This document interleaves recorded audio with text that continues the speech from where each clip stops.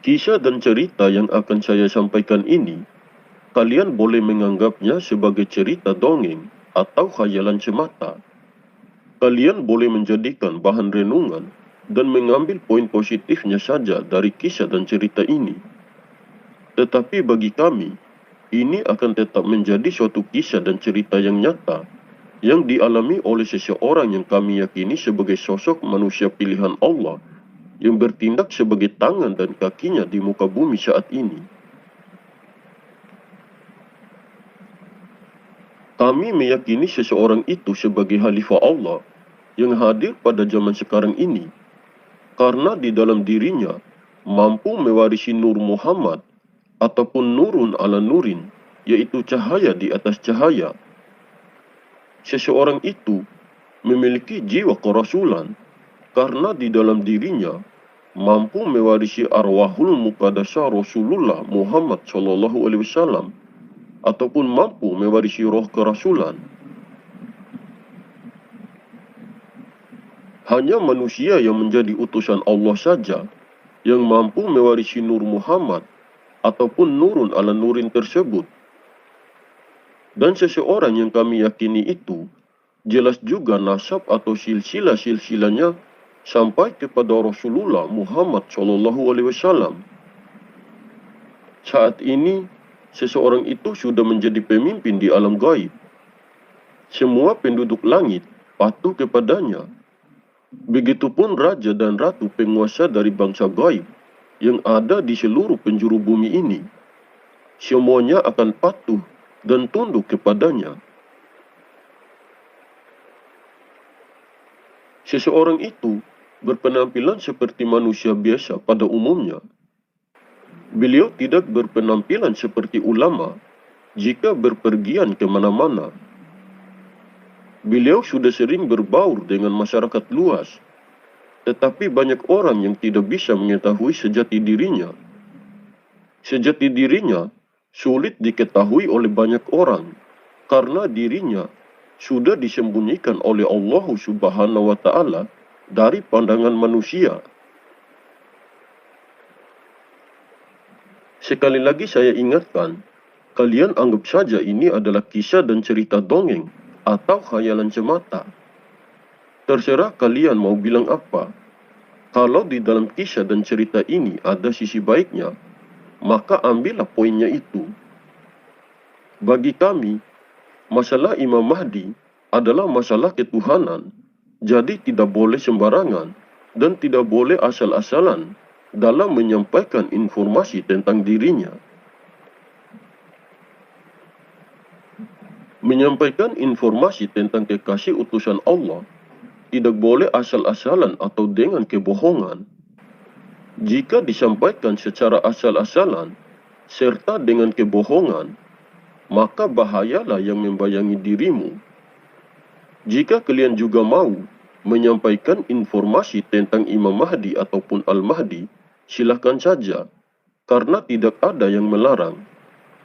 Tapi yang harus diwaspadai, tanggung jawabnya sangat besar jika menyampaikan secara asal-asalan atau dengan kebohongan.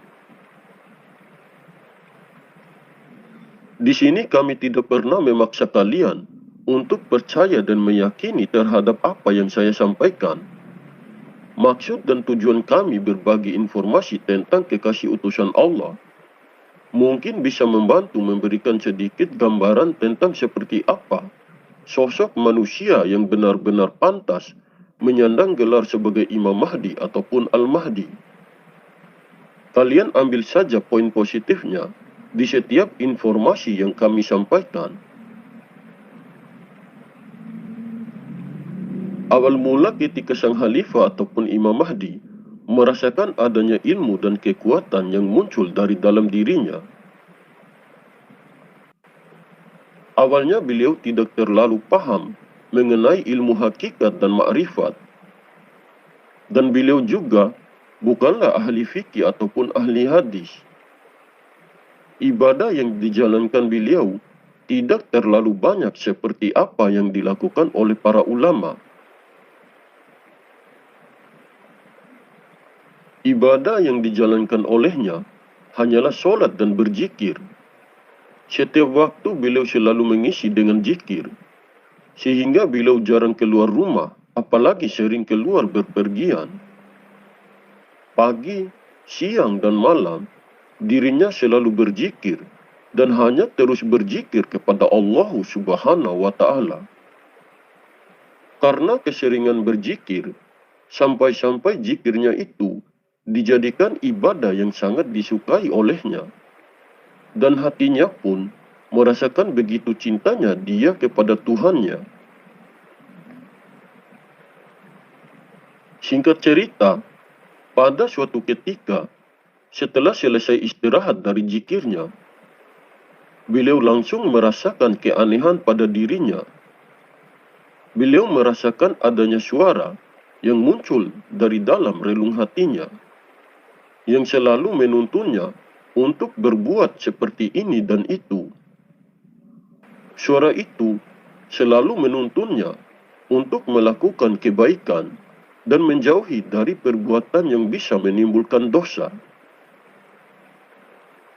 Pada suatu ketika, suara itu menuntun dirinya untuk pergi menuju ke sebuah rumah, yang dimana di dalam rumah itu terdapat ibu-ibu yang sedang dalam keadaan sakit.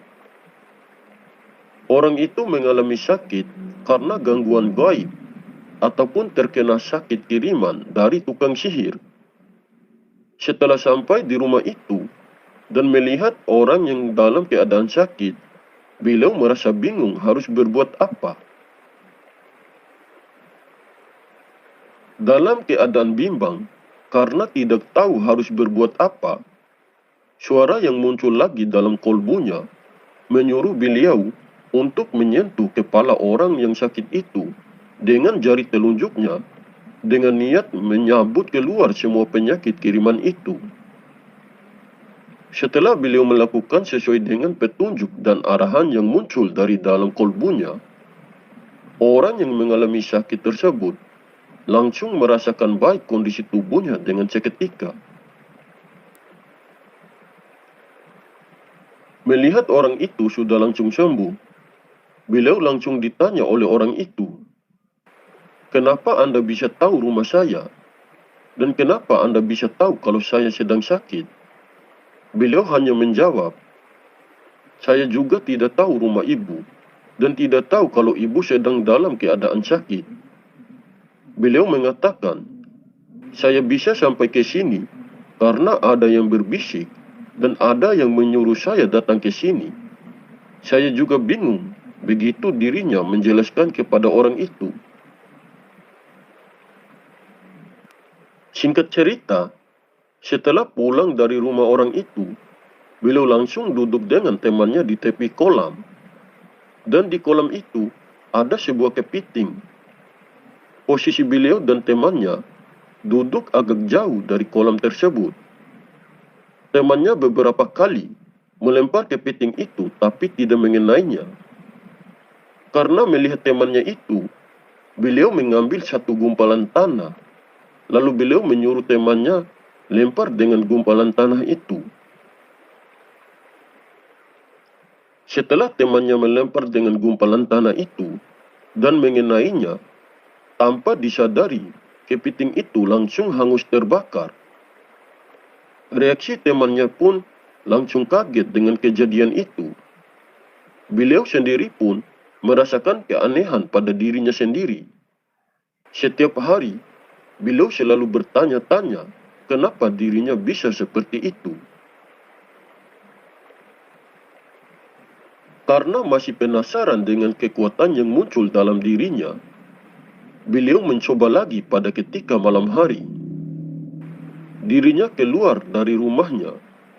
Beliau melihat ke atas langit dan beliau memperhatikan bintang-bintang di langit. Di saat itu juga, beliau mencoba memindahkan keberadaan bintang-bintang itu hanya dengan jari telunjuknya.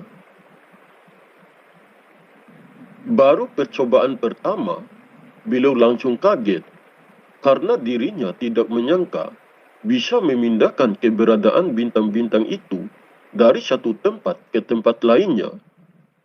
Bintang-bintang yang ada di langit seakan-akan menjadi mainan bagi dirinya.